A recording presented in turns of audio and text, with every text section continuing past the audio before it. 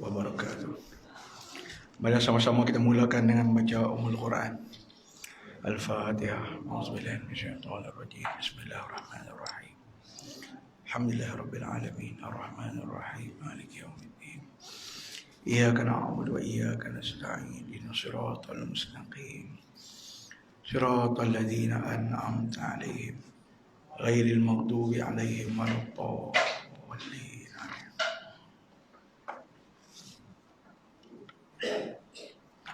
Alhamdulillah. Alhamdulillahilladzi arsala rasulahu bil huda wa dinil haqq liyuzhirahu 'ala ad-dini kullihi wa kafa billahi shahida. Asyhadu an la ilaha illallah wa asyhadu anna Muhammadan abduhu wa rasuluh. Allahumma shalli wa sallim ala sayyidina Muhammad wa ala alihi wa sahbihi ajma'in, amma ba'd.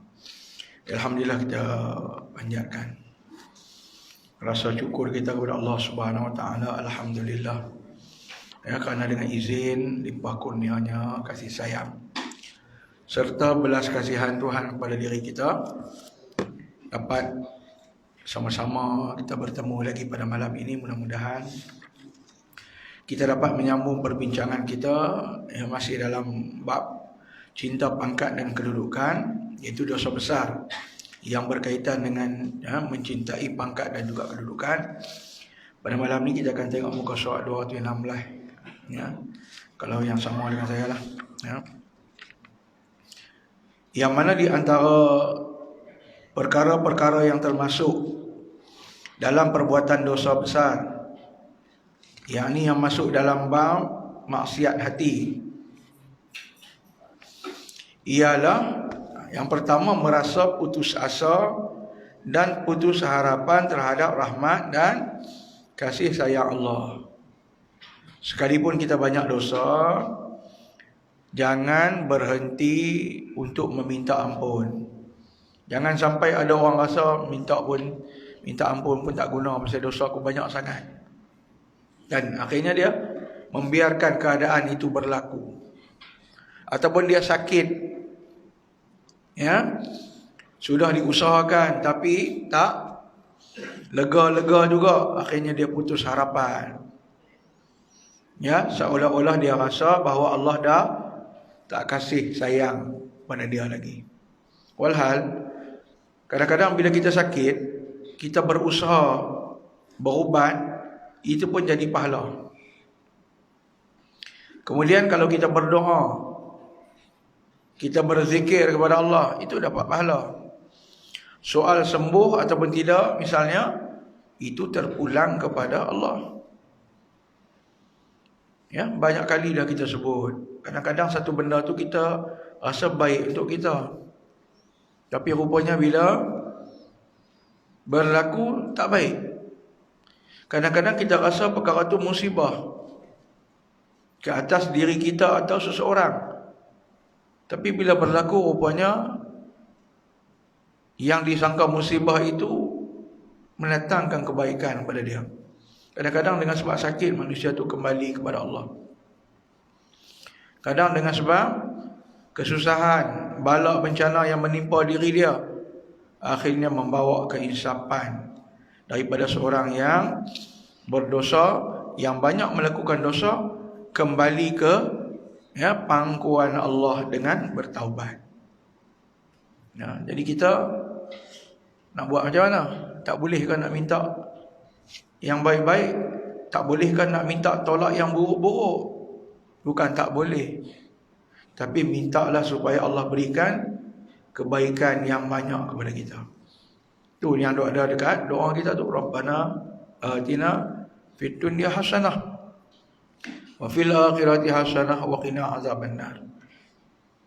Yang minta baik, dunia baik. Baik tak mesti baik lagu hak kita sangka. Kadang-kadang baik yang Allah bagi itu dalam bentuk yang lain,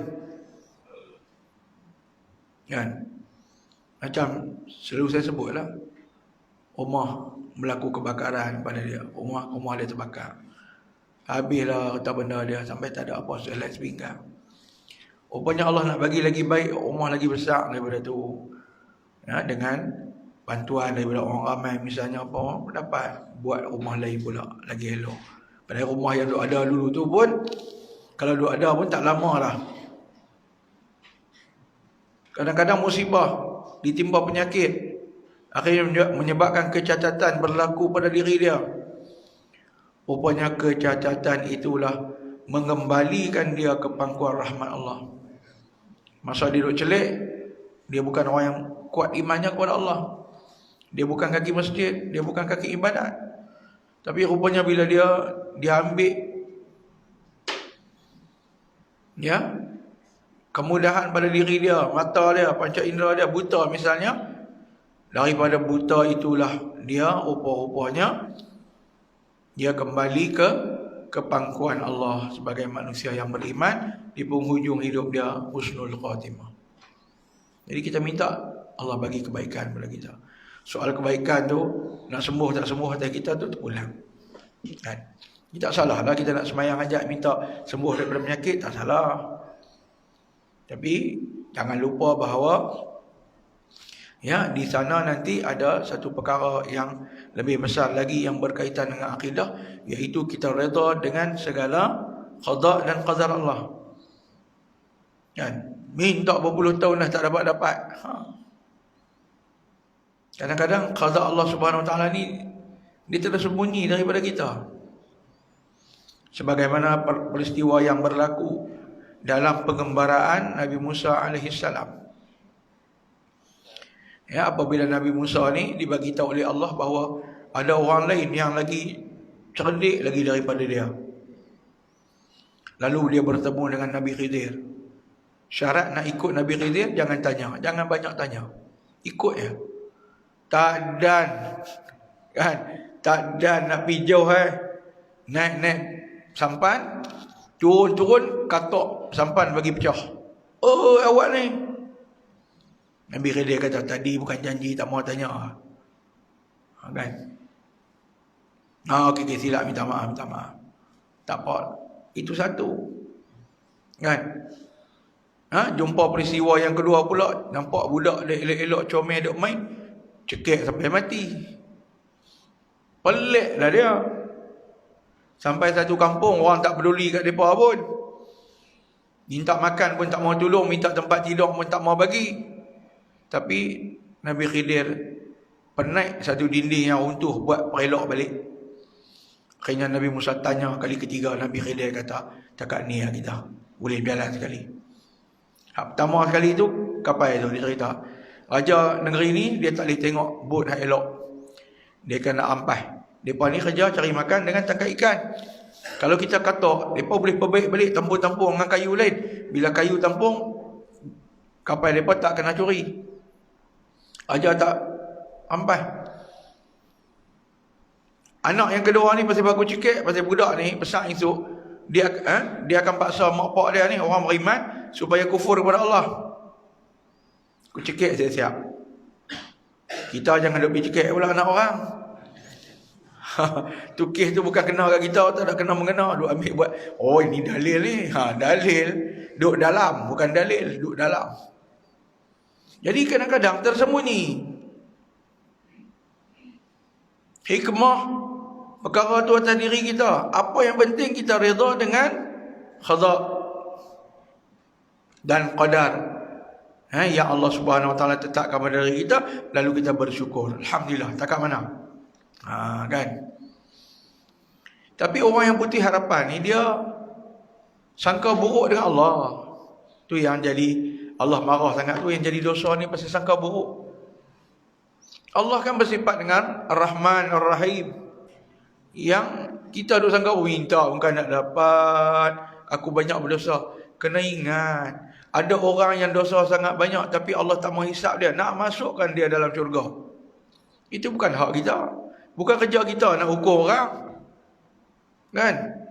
Allah Ta'ala, syurga tu dia punya. Jadi kalau dia nak masukkan orang ni banyak dosa sekalipun, ikutlah. Ada kebaikan yang Allah tengok pada diri dia. Kan? Maka Allah Subhanahu Wa Taala menjelaskan perkara ini melalui peristiwa Nabi Yaqub alaihissalam dalam surah Yusuf. Bismillahirrahmanirrahim. Wala tayasu min ruhillah innahu la yayasu min ruhillah illa alqaumil kafirin. Dan janganlah kamu berputus asa daripada rahmat Allah.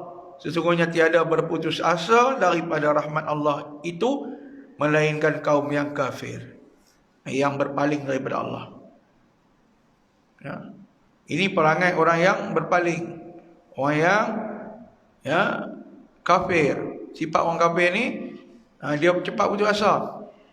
Jangan kita orang beriman ni, kita kena ada perasaan al-khauf. Kita takut bahawa permintaan doa kita tidak diterima Allah.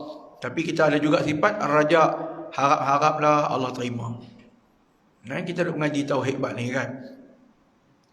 Lalu Nabi Ibrahim juga, kalau kita tengok di dalam surah Al-Hijr ayat 56 itu, firman Allah Subhanahu wa taala, Bismillahirrahmanirrahim, khala wa may yaqnut min rahmati rabbih illa dhallun.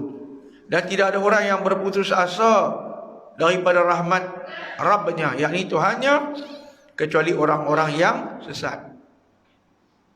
Jadi kita, tuan-tuan, kerja kita berdoa kepada Allah. Jangan berdoa kepada yang lain.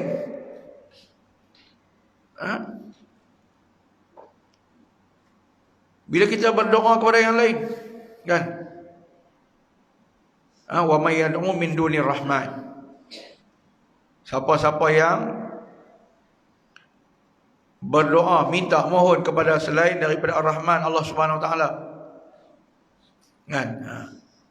Ini satu perbuatan yang Allah Taala larang. Jangan duk minta kepada yang lain. Kita ada Tuhan. Jadi kita nak minta bantuan manusia tu tak ada masalah. Tetapi memohon rahmat dan sebagainya daripada manusia, maka perkara itu adalah boleh menyebabkan manusia itu kufur, sesat. Kita minta doa dengan orang baik-baik. Ya Allah Tuhan, tolong doakan saya. Itu tak apa. Tak ada masalah. Kita nak ambil berkat orang baik-baik kan. Tapi harapkan rahmat bukan daripada Allah, tapi daripada makhluk yang lain, maka perkara ini dilarang. Termasuk dalam perkara ni, dia bersangkutan dengan manusia ni yang dia meletakkan pengabdian dia kepada selain daripada Allah. Dia tertolak daripada sudut uluhiyah kepada Allah Subhanahu wa taala, pengabdian dia. Sedangkan perkara-perkara yang berkaitan dengan urusan kehidupan manusia ni semua digerakkan oleh Allah.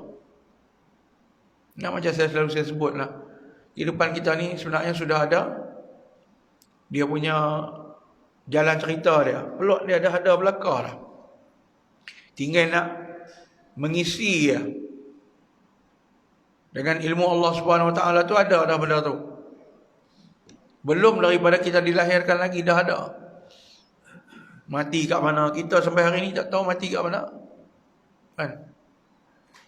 Takdir Allah Subhanahu wa taala nak mati kat mana. Kalau manusia tahu lah, dia pun tak mau pergi tempat tu. Kalau dia tahu dia mati dalam sungai, sebulan dia tak pergi sungai.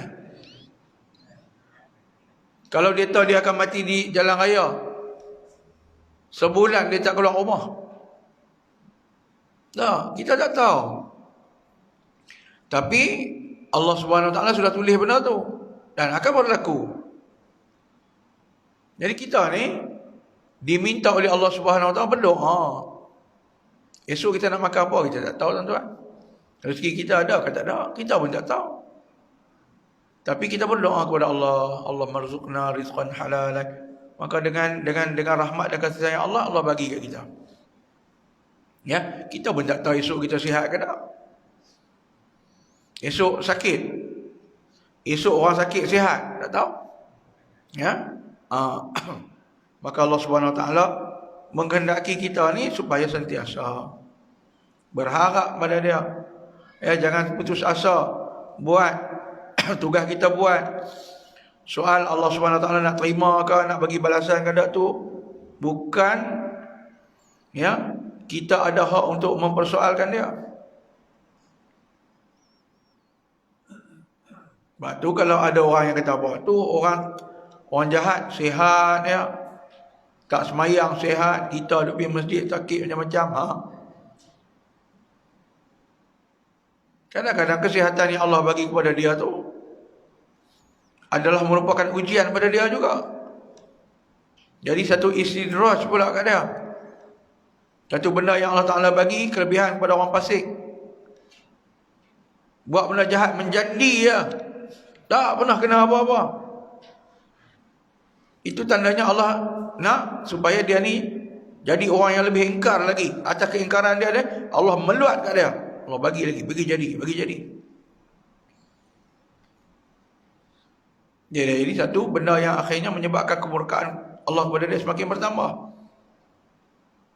Kita tengok ya, macam cerita dalam surah Al-Qasas ya, yang bila mana kaum-kaum yang tak beriman ni, di kalangan umat yang tak beriman zaman Nabi Musa itu, dikhabarkan dalam ayat tu, Harun ni umat Nabi Musa. Umat Nabi Musa ni sezaman dengan Nabi Musa ke, ataupun dia ni umat dalam tempoh kerasulan Nabi Musa. Kan? Inna Haruna kana min qaumi Musa fabagha alaihim. Dia ni daripada umat Nabi Musa, tapi dia ni jenis melampau ni. Tapi Allah Ta'ala bagi apa? Allah bagi harta yang banyak. Kanzun, kunuz. Wa atainahu minal kunuz. Bagi harta kat dia melimpah ruah. Sampai hari ini orang dah sebut nama dia harta karun. Inna mafatihahu latanu bil usbati ulil quwwah. Kunci dia saja pun orang tanggung, bukan main banyak. Kunci dia, beberapa orang laki-laki yang gagah perkasa duk tanggung kunci, bukan tanggung harta dia, kunci. Kita pun kunci segenggam dalam poket. Pintu depan, pintu belakang, bilik nombor 1, bilik nombor 2, kunci pejabat, kunci surau. Tak jaga tu, tukang penjaga pintu. Kunci surau, kunci store. Oh dah besar tu. Unggai orang pun teruk kalau kena. Contoh bayang, kita pegang pun lengoh. Korun ni kunci dia tu kena bawa ramai-ramai. Kan? La tanu bil usbati ulil quwwah. Oh, banyak kata dia. Bila puak-puak ni tengok, yang tak beriman ni tengok, oi, untung korun syok kan? Syok. Lepas tu bunyilah kalam-kalam yang tak patut. Tengok dengan orang bukan Islam. Kaya, mayang pun tak. Tak jadi lugu lepak pun bagus. Kena bisa dengar lah orang bunyi cakap gitu kan. Tengok no, jadi orang kapiak macam-macam boleh buat. Nak minum arak, nak main judi, nak apa, semua boleh. Kita apa pun tak boleh. Ayat no. Kan? Ayat kat belah ni dah kampung ni tak ada. Taman Sejahtera tak bunyi ayat tu. Ni semua ayat kat belah mat saya tu, mat Taman Siam. Tak tahu lah. Orang ni bagus kan.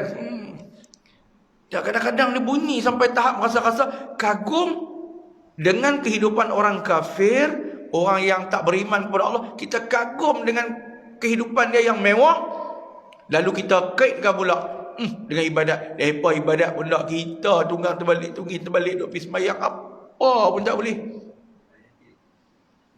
Tak.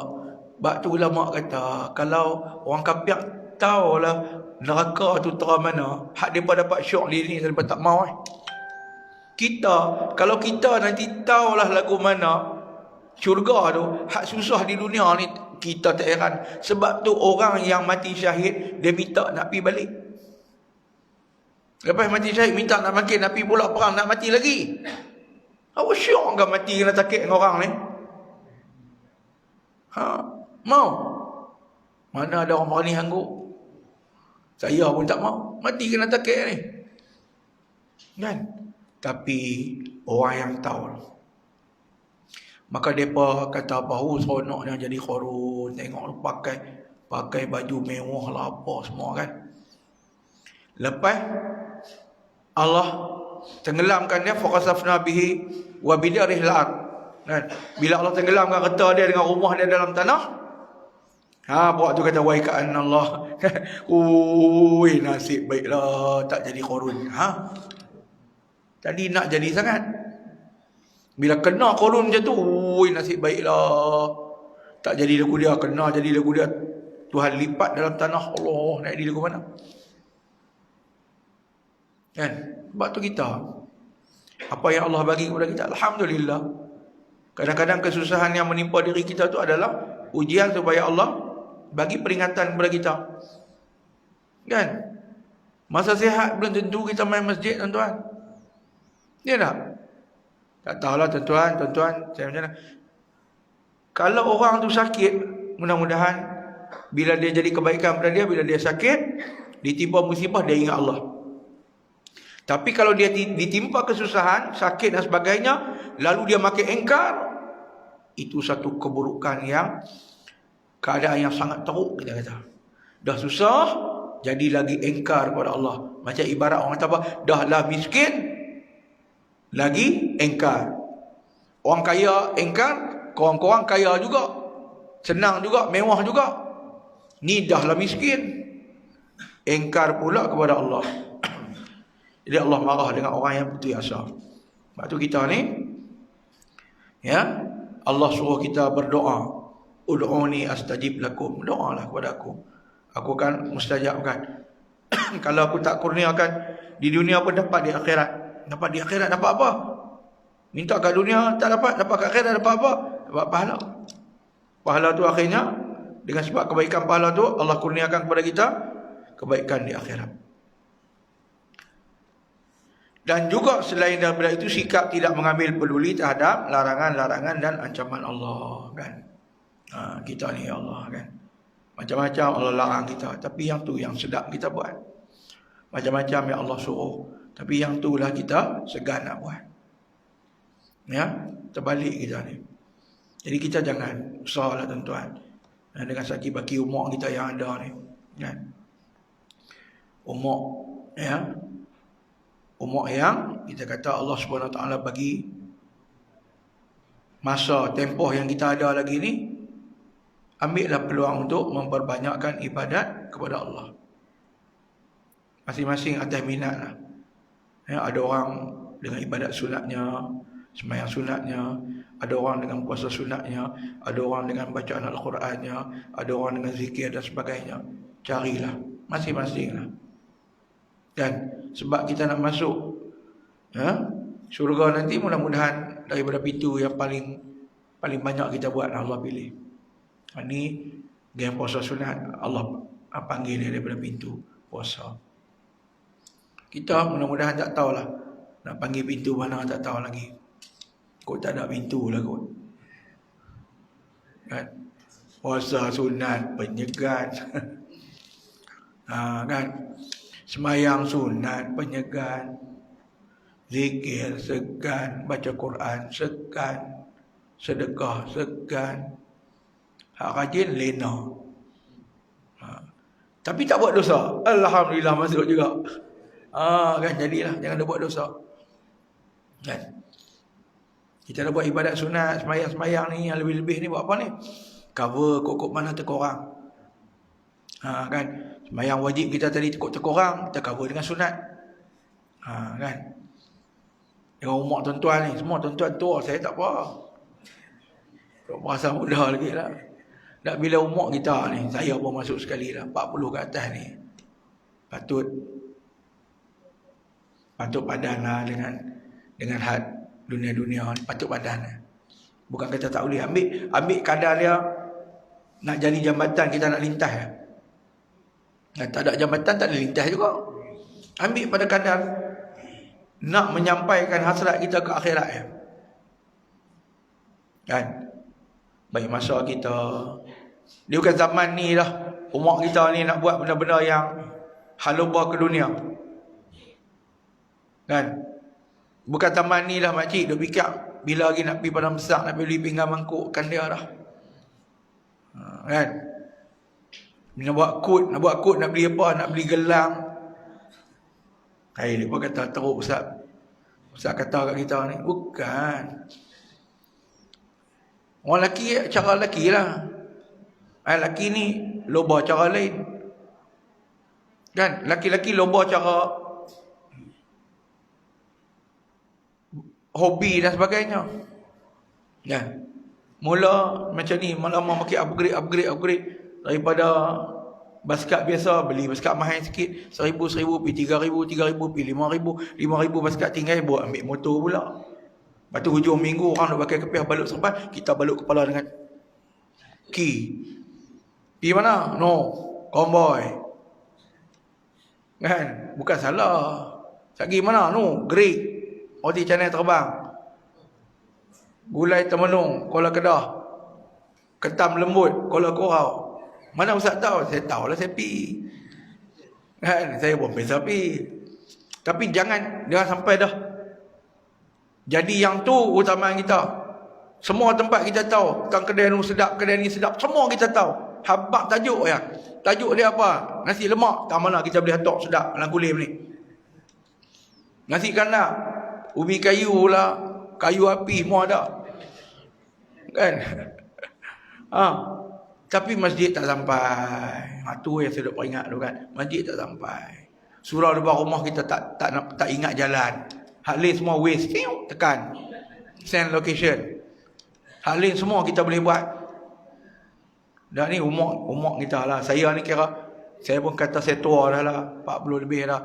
Dan Nabi yang Allah Ta'ala angkit jadi Rasul umur 40. Kita 40 ni beringat. Hak lain semua walaupun saya nampak muda lagi pada saya, tak apa. Kan? Hak 25, 38, okey lagi. Kan? Tak apa. Tapi padan. Patut padan. Kan? Masa ni banyak dah kan. Lapang-lapang. Duduk di rumah. Sambil-sambil lapang macam ni. Cuti. Tak boleh pergi mana. Baca Quran. Puasa sunat. Sembahyang sunat. Mengaji. Jadi gitulah. Kalau buat benda lain tu ambil kadar ya. Kadar. Tak usah duk melebih-lebih sangat. Kan? Bukan zaman ni dah nak pergi beli ubat nak bagi kulit cekang. Kena dah. Kan? Sapu tanah liat. Sapu habis semua. Kan? Saya lihat nu tempek ni nak pergi segak. Tak usah lah. Kan? Bukan dia dah zaman tu. Ya. Jadi kita kalau nak sihat pun untuk supaya kita nak ke masjid. Kan? Kalau nak ni jenis betul. Saya pun tak tahu nak kata apa dah. Peringat diri saya lah. Tak padan dah. Tak padan dah. Nak apa lagi? Kan? Maka sebab itu, kita kena teringat juga ancaman, larangan Allah Subhanahu Wa Taala. Supaya dalam kehidupan kita ni, kita jangan rasa bahawa diri kita ni dah selamat. Orang mungkin dah selamat. Kita tak selamat lagi. Bekal pun tak banyak. Hak kita nak pikui waktu akhirat pun tak banyak mana. Allah bagi umur kita dah sampai takat ni. Hak belakang ni boleh kata tak banyak kita boleh ambil. Dah, tak apa, hak belakang tu sudah. Hak ke depan ni, minta supaya Allah Subhanahu Wa Taala bagi keringanan kepada tubuh badan kita beribadat. Minta supaya Allah Ta'ala bagi keringanan kepada kita, lidah kita basah untuk berzikir menyebut nama Allah. Yang lidah kita berzikir membaca Al-Quran. Kan? Biar sibuk macam tu. Bukan dia dah orang kata apa, lah minta berkawan dengan orang, biar pi lah. Berkawan sangat-sangat pun kadang-kadang bukan dia bagus sangat. Berimpun dia bukan nak cakap benda elok. Biar kita duduk. Kan? Jadi mudah-mudahan kadang-kadang ibadat kita tu tak tahu mana, tapi kesungguhan kita itu diperhatikan oleh Allah. Allah tengok, oh dia ni nampak. Kan?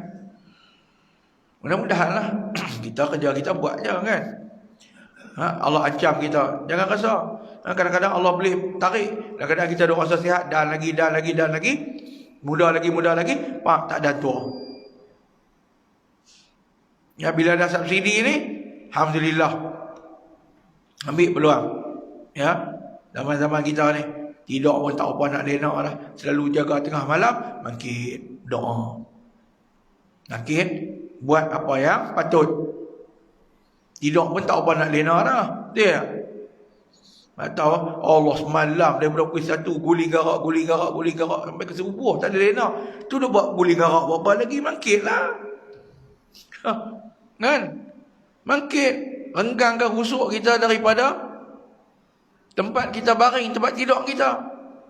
Mangkit, ya, berdoa kepada Allah dengan penuh rasa takut dan pengharapan. Ini di antara ciri-ciri dia. Orang yang dikasihi oleh Allah, yang bila dia tengah malam dia bangkit sembahyang 2 rakaat, kan? Buat. Di kita ni padan-padan umak kita ni apa? Kena ada jadual lah. Jadual nak buat apa hari ni. Bukan jadual nak makan apa. Hari esok si lemak. Waktu kari pahap lagi ke 12 apa pula. Petang cok pisang. Cok pisang lagi pula. Cendol. Kan tuan-tuan tengok hari tu arwah almarhum apa? Ustaz Ismail Kamus. Orang tulis berkenaan dengan jadual harian dia. Dia bangkit pukul 3. Pukul 3 dia bangkit, pukul 9 boleh tidur balik. Sebab dia pukul 3 tu dia sembahyang apa, dia baca surah apa, dia buat apa sampai subuh. Kemudian lepas subuh dia buat apa, dia baca sampai sembahyang Zuhur, lepas tu pukul 9 dia tidur balik kot. Pukul 3 sampai pukul 9, berapa jam? 6 jam. Tu kita tengok ada kelinting-kelinting zaman kita. Baru kita bayang zaman ulama-ulama salafus soleh dulu. Ulama-ulama yang mereka sembahyang kadang-kadang 100 rakaat satu malam, yang khatam Al-Quran dalam 2 rakaat sembahyang sunat. Kita tengok jadual Ustaz Ismail Kamus tu pun, Allah, tak lepi lah kita. Kita pukul 3 baru nak tidur, dia bangkit dah. Kan? Subuh macam mana kita? Baca surah apa? Surah dia baca setiap malam ni, surah ni dia baca. Sebelum tidur dia baca surah apa semua, kan? Kita pegang Quran berapa lama? Berapa lama tak pegang Quran? Oh ada Ustaz, saya ingat last kali saya pegang Quran bulan puasa tu, hari tu. Lah ni dah masuk bulan berapa dah? Kan? Berapa bulan? Jadi yang tu yang patut kita kena tengok. Pagi nak buat apa? Utama bila kita ada pencen ni. Tuan-tuan ada yang pencen lah, kan? Pagi nak buat apa? Lepas subuh nak buat apa? Duha berapa rakaat? Buat jadual bitaqah yaumiyah, jadual harian kita. Lepas subuh bangkit nak buat apa? Cuma surat. Nak baca Wirdil Latif. Nak baca Hizbul Bahar ke? Okey. Lepas tu duha. Lepas duha lagi nak qalullah tidak Ustaz. Lahak. Sembahyang qabliyah, sembahyang ba'diyah. Kemudian apa benda nak baca Quran ke apa ke? Sehari berapa juzuk kita nak baca? Sehari berapa muka surat kita nak baca? Lalu saya dah peringat dari saya lah. Kalau sehari baca, tiap-tiap hari kita baca 1,5 muka surat, setahun kita khatam. Kalau kita baca 1 helai 2 muka surat, sehari 2 muka surat, 1 helai, 10 bulan kita khatam. Kalau sehari 1 juzuk, sebulan sekali kita khatam. Sehari 1 juzuk, teruk ke? Tak teruk. Cari 1 juzuk tak teruk, tuan-tuan. Dia kata saya baca merangkak-rangkak. Pasal merangkak-rangkak kena baca. Ada orang dapat pahala baca Quran merangkak-rangkak, satu dia dapat pahala bacaan, yang kedua kena usaha. Siapa tak lancak dapat 1, siapa merangkak-rangkak dapat 2. Merangkak lah. Tapi lama-lama lancak. Satu waktu sembahyang, selai sebelum, selai selepas, 2 helai. 5 waktu sembahyang, 10 helai. 10 helai 1 juzuk. Quran 600 berapa ya? 600 berapa muka surat ya? Kalau kita buat sebelum 1 helai, selepas sembahyang 1 helai, 5 waktu kita buat, cantik, sehari 1 juzuk. Sehari 1 juzuk, tiap-tiap ujung bulan kita khatam. Tak tunggulah nak main puasa baru nak khatamkan dia. Kita kena buat bagi jadi ketagih dah. Ketagih. Ketagih lagu mana? Tak tahu. Kalau tak buat tak boleh duk. Macam-macam manusia ketagih. Ada orang ketagih isap gam. Ada orang ketagih macam-macam ketagih ya. Budak muda ketagih main game. Kan? Ada ketagih main bola, ada ketagih main badminton, ada ketagih membawang. Ketagih tu maknanya tuan-tuan faham. Ketagih tu maknanya tak buat tak boleh. Kita biar ketagih kita kepada hal-hal macam ni. Ketagih baca Quran. Kalau tiba-tiba dalam diri kita ada rasa ketagih, jaga ketagih tu. Kalau ketagih lain kena buang, ketagih ni kena jaga. Tak semayang ketagih. Macam tuan-tuan lah, kalau mai maghrib tak ada kuliah, tak boleh. Ketagih dah tu. Bagus dah tu. Saya kalau kata maghrib tak ada di surau, saya start motor pergi masjid lain tu. Tu nampak ketagih teruk dah. Kalau tahap isap dadah tu kira cucuk terus ya. Bagi jadi ketagih macam tu. Kena bagi. Macam mana saya pun tak kerti nak abang. Tapi kita tengok ketagihnya, kita guna bahasa ketagih tu tak apa syok. Tapi betapa lazatnya orang yang di kalangan para sahabat Nabi salafus soleh beribadat. Macam mana lah mereka kan. Kita macam mana nak bagi ketagih ni. Kalau ada formula senang lah kan. Telan-telan jadi ketagih. Tapi ketagih ni dia datang dengan usaha, doa kita, ya, rahmat, kasih sayang daripada Allah. Kita minta doa Allah bagi kebaikan kepada kita, Allah bagi tiba-tiba rasa zauq tu. Dalam tasawuf dia panggil zauq kan. Nak bagi rasa zauq tu. Bahasa Melayu kita bagi syok tu. Macam mana nak buat bagi syok? Tuan-tuan fikir, cari tanyalah panduan daripada orang lain. Macam mana nak bagi rasa? Biar kita tak buat masa ni bertentangan dengan perangai hak nak buat dosa, bertentangan dengan perangai hak buat lebih kurang dengan ancaman Tuhan. Kita isi dengan benda baik. Bila kita buat benda baik, dengan sendirinya perkara buruk akan terhindar daripada diri kita. Maka sebab tu antara lain lagi kita kata, hendaklah kita menjauhkan diri daripada menyebarkan keburukan dalam masyarakat. Benda-benda jangan kita duk bagi jadi dalam masyarakat jadi rosak kerana kita. Sama ada dengan berita kita, perbuatan kita ke apa. Sedangkan buat benda baik, buang sesuatu yang menyakiti di jalan pun sebahagian daripada iman. Iman yang paling kecil. Nampak benda-benda lubang, duri ke apa, buang di jalan, benda tu pun dapat pahala. Macam mana pula dengan orang yang membuang sesuatu yang menyebabkan orang jadi sakit, maka itu dosa. Maka sesungguhnya Allah Subhanahu Wa Taala ajak kita, ya, supaya kita jangan melakukan perbuatan maksiat hati dan dosa besar macam ni. Kerana apa yang dibuat oleh hati ni, kadang-kadang dia kata perbuatan dosa besar yang dilakukan oleh hati ni telah banyak dilupakan orang, sehingga kebanyakan orang hanya memberikan tumpuan kepada perbuatan zahir. Yang ditolak zahir. Dia sibuk jaga zahir, tetapi perkara yang berkaitan dengan dosa hati, dosa dia dengki, khianat, mengumpat dalam hati, apa semua tu kadang-kadang dia buat juga. Luar dia tak buat. Sebab banyak manusia dia tengok fizikal, ya, lihat rupa wajah dia tenang, tetapi hati dan jiwa dia merayau-rayau ke tempat lain. Nampak dia macam tak pergi mana hati kan. Hati kita buat fikir macam-macam. Walaupun kita tak menjahati orang secara zahir, kadang-kadang kita buat, kita minta, ya Allah kan, hilangkanlah benda-benda macam ni. Sebab maksiat jenis hati ni tak nampak. Kalau maksiat luar ni, tumbuk orang, pukul orang, nampak.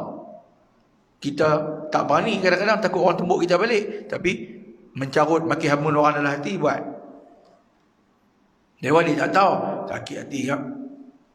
Carutlah hati kan, bagi puas hati. Maka sebab itu Imam Al-Ghazali dalam kitab dia Ihya, kalau tuan-tuan tengok dalam kitab Ihya, dalam kitab ringkasan-ringkasan Ihya, Mau'izatul Mu'minin dan sebagainya, dia ada bab yang dipanggil sebagai kebinasaan ataupun perkara-perkara yang membinasakan, al-muhlikat. Halakah ni maknanya binasa. Sifat perkara-perkara al-muhlikat ni perkara yang membinasakan.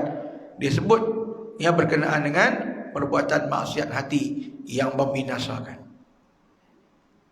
Sifat kita, pangai-pangai ataupun kita panggil sifat-sifat mazmumah yang ada dalam hati kita.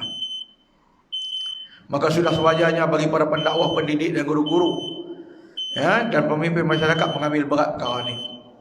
Yang ni maknanya bukan kita sekadar mengajak manusia supaya meninggalkan perkara-perkara zahir, tetapi pendidikan berkenaan dengan akhlak juga mesti kita berikan keutamaan. Sama ada diri kita kena mengaji. Jangan mengaji fiqh saja, jangan mengaji usuluddin tauhid saja, mengaji juga dalam ilmu berkaitan dengan akhlak dan juga tasawuf. Sebab apa? Bila orang tu faham fiqh tapi tak ada tasawuf, dia akan jadi fasik. Kadang-kadang dia buat, dia semayang, tapi semayang tak dapat pahala. Pasal tak ada, misalnya khusyuk hati kan, hadir hati dalam semayang. Dia semayang, perbuatan zahir campak baik, bacaannya elok, tak ada batal apa, tapi tak dikira pahala kan. Kerana Nabi kata berapa banyak orang yang diri semayang penat, yang dia dapat adalah penat. Pasal apa? Sebab hatinya tidak hadir. Sebab tu dalam kitab Ihya juga, awal-awal dalam bab yang membicarakan tentang sembahyang ni, dia bincang juga tentang rukun qalbi kan, rukun hati, iaitu khusyuk. Khusyuk dalam melaksanakan ibadat. Zahir nampak cantik, man tafaqqaha wa lam tasawufa faqad tafassaqa. Barang siapa yang ada fiqh tapi tak ada tasawuf, dia fasik.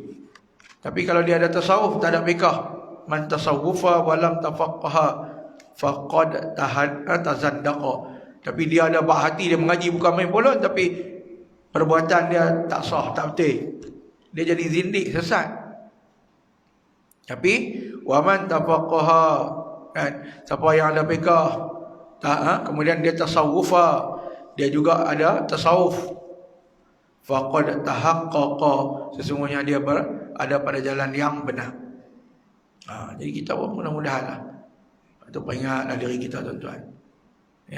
Sebab dengan saki-baki umur kita ni, kalau kita tak berasa bahawa kita harus memperbanyakkan ibadah kita kepada Allah, maka kita bimbang itu sebahagian daripada tanda-tanda kita tidak mendapat rahmat daripada Allah. Dan orang yang nak dapat rahmat ni, Allah akan campakkan dalam hati dia keinginan kepada iman, nak kepada benda-benda Islam. Sebagaimana di dalam Al-Quran Allah bagi peringatan kepada kita. Bismillahirrahmanirrahim. Wa may yuridillahu an yahdiyahu yashrah sadrahu lil Islam. Barang siapa yang nak diberikan, nak dilapangkan dada dia, Allah nak bagi hidayah kepada dia, ialah dengan Allah melapangkan dada dia dengan Islam. Dan barang siapa yang nak disesatkan oleh Allah Subhanahu Wa Taala, Allah jadikan dada dia sempit, seperti naik ke langit. Nak buat benda-benda agama dia jadi berat, jadi lemah perut. Mai pula dah bulan puasa tak dan lagi. Kadang-kadang Allah, mai pula dah, nak puasa pula dah. Ada orang pula, Allah, nak puasa pula dah. Mai berseronok lah, more. Kan Allah, nak mai pula dah tarawih. Ada orang yang datang perintah Allah Ta'ala, dia rasa suka. Dengan azan sudah.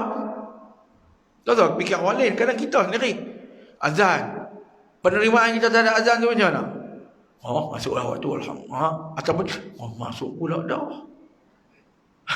Tak sat baru sembahyang dah. Lengah tak habis lagi. Mau dah sembahyang lambat. Nak habis lohok dah, orang bayar. Bagi salam dengan asak pula. Allah, nak tui tu lah kan. Elemen pun teruk. Nak mai pula dah. Allah, ni dah kena bayar zakat lagi pula dah. Baru sangat bayar. Macam tu lah. Kita fikir diri kita tu. Letak diri kita. Aku ni dalam perintah Allah Ta'ala ni, rasa macam mana? Kan? Hatiku lapang ke? Ataupun dayiqan haraja, sempit, nak menapas tak apa boleh. Duk tahu lah. Duk tahu tu jawab sendiri. Dia bukan ada jawapan, masing-masing jawapan kita. Kan bila nak buat ibadat kepada Allah Ta'ala rasa ringan tak? Kadang-kadang betul sifat kemunafikan tu masih ada dalam diri kita banyak. Bila nak melaksanakan sembahyang ni, Allah bagi dalam Al-Quran, Allah cerita tentang orang munafik ni bila mereka nak berikan sembahyang, khumu kusala. Dirikan sembahyang tapi dalam keadaan penyegan. Kita pun kadang-kadang ada kemunafikan tu dalam diri kita. Allah, kita istighfar, kita cergaskan diri, teringat balik, jangan duk jadi sembahyang macam orang munafik. Ayo kita jadi rajin balik, alhamdulillah. Macam tu. Iman kita kan naik turun. Kalau iman kita siapa, iman para nabi, tak apa, naik gitu ya. Kan? Iman kita ni ada hari yang Allahu Akbar. Hari itu kemana? Ya jadi. Angkat pun Allah. Ada hari gitu kan? Jadi macam mana? Nak bagi kuat dia balik, dia kena apa ubat nak kuat dia ni? Kita tengok apa-apa yang ditulis oleh para ulama dan sebagainya. Ubat paling kuat ni adalah bertaubat. Itu ubat paling kuat kali, taubat. Taubat banyak. Kadang-kadang kita nak sebut taubatnya tu, kita banyakkan doa-doa zikir-zikir yang kita minta ampun dengan Allah kan. Doa minta Allah Subhanahu Wa Taala ampunkan dosa kita. Kadang-kadang kita tanpa disedari tu, macam kita kata lah, ambil kelorok tu, kita corot dekat baju-baju kotak tu, tak gonyoh pun. Kadang daki tu keluar gitu kan. Taubat ni ambil katalah macam kelorok lah. Dia cuci room tu dengan semayang taubat kita kan, maka Allah cucikan hati kita lah. Kadang kita tak sedar, tiba-tiba rasa buatlah ni aku rasa lain macam tu dia kan. Kita makik semayang sunat taubat, lapang-lapang waktu kita semayang sunat awabin kan. Sunat awabin tuan. Sunat awabin dan sunat taubat ramai orang tahu. Sunat tahajud ramai orang tahu. Sunat hajat, istikharah ramai orang tahu. Duha ramai orang tahu. Witir ramai orang tahu. Tapi tak ramai yang tahu tentang sembahyang sunat awabin. Awabin biasa buat tak pakcik? Biasa? Alhamdulillah ya. Awabin ni Nabi jarang tinggal. Tapi kita nak buat tu masa kita tu bukan kita tak ada, kena kabut sikit. Awabin ni di antara maghrib dengan isyak. Kuliah dia tahu ustaz duk main mengajar sangat, kami tak ada awabin. Minta maaf lah, salah saya kan. Awabin 6 rakaat lepas daripada ba'diyah maghrib 2 rakaat.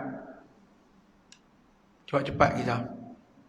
Kalau kata tuan-tuan pakat-pakat surau ni, seminggu sekali ke hari tak ada kuliah kita nak buat awabin, buat kan.